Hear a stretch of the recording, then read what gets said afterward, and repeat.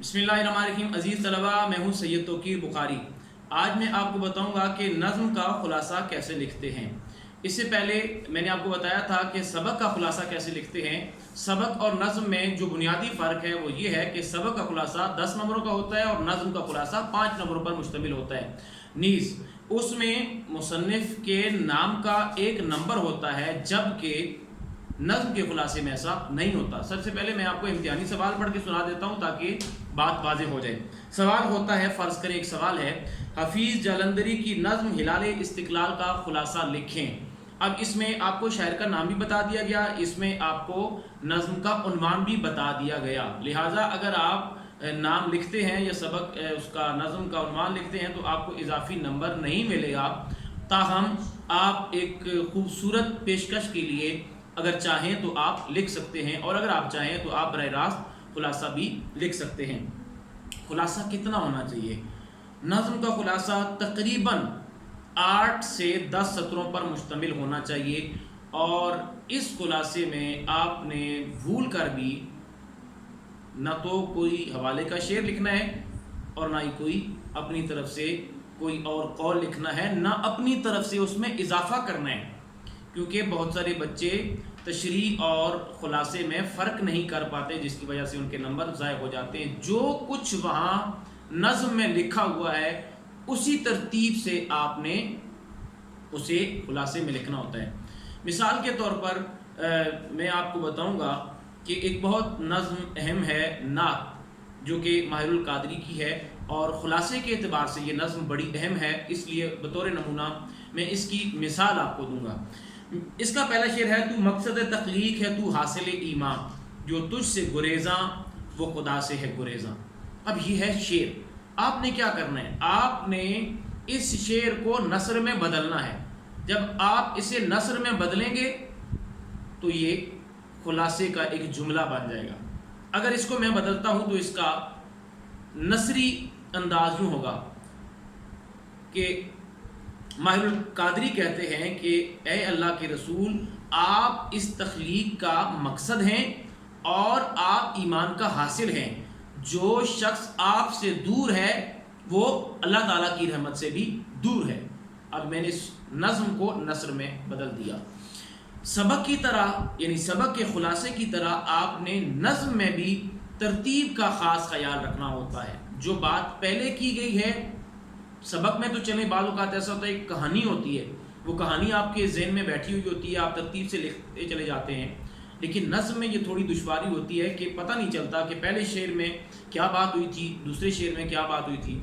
लिहाजा अक्सर जो बच्चों के जो मफ़ाहीम हैं उनकी तरतीब ख़राब हो जाती है, पहले वाली बात आखिर में और आखिरी पहले बात कर देते हैं। तो यहाँ भी मैं आपको तजवीज़ करूँगा, जिस तरह मैंने सबक के खुलासे का एक खाका आपके सामने बयान किया था, इसी तरह मैं यहाँ भी आपको ये ताकीद करता हूँ कि आप जो नज़में अहम हैं, जो कि मैं अभी थोड़ी देर बाद आपको बताने वाला हूँ कि कौन सी नज़में बहुत अहम हैं खुलासे के हवाले से, तो आपने उन नज़मों का अपने तौर पर एक खाका बना लेना है। ये घंटों का काम नहीं है, ये चंद सेकंड का काम है।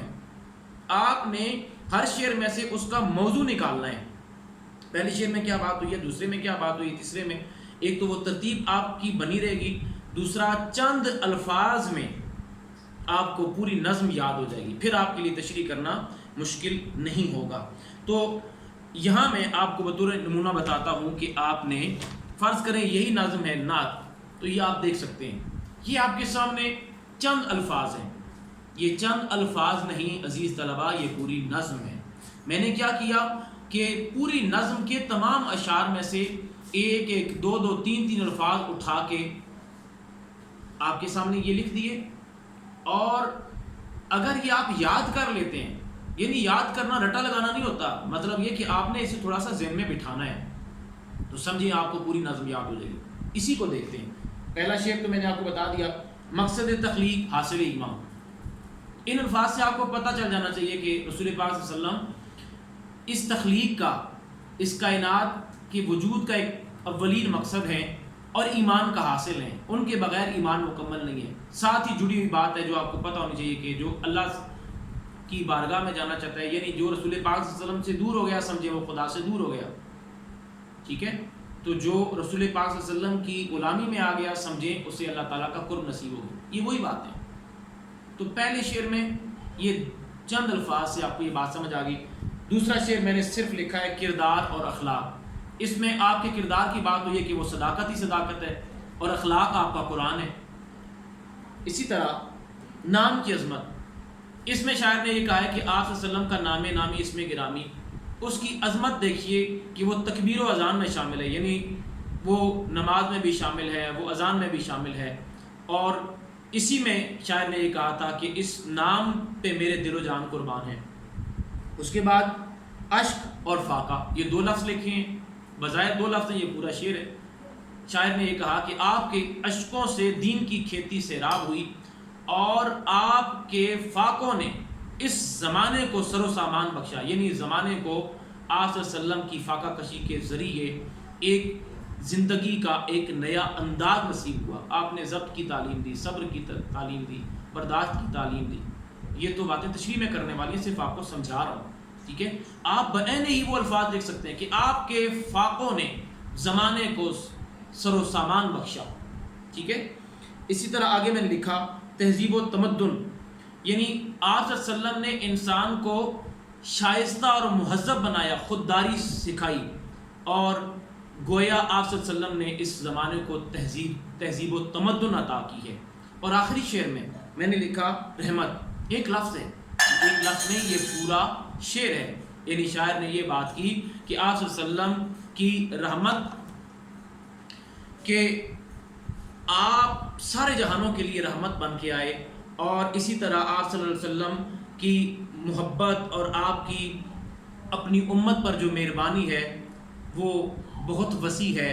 تو شاعر یہ کہتا ہے کہ ماہر جیسا گناہ گار بھی آپ کے دامن رحمت سے وابستہ ہونا چاہتا ہے۔ تو یہ دیکھیں کہ چند الفاظ کے ذریعے، اسی طرح بھی میں آپ کو بتاؤں گا کہ کون سی نظمیں اہم ہیں، آپ نے اسی طرح ان نظموں کا ابھی سے خاکہ بنا لینا ہے، اور یہ چند سیکنڈ میں آپ یہ کام کر سکتے ہیں۔ پھر امتحان میں آپ بہت مطمئن ہو کر خلاصہ بھی لکھیں گے اور انشاءاللہ اس کی تشریح بھی کریں گے۔ اگر بات کی جائے اہم نظموں کی تو یہاں میں بتا دیتا ہوں، نظم، حمد، نعت، میدان کربلا میں صبح کا منظر، برسات، ہلال استقلال، پیغام، ایبسٹریکٹ آرٹ خلاصے کے اعتبار سے اہم ہیں۔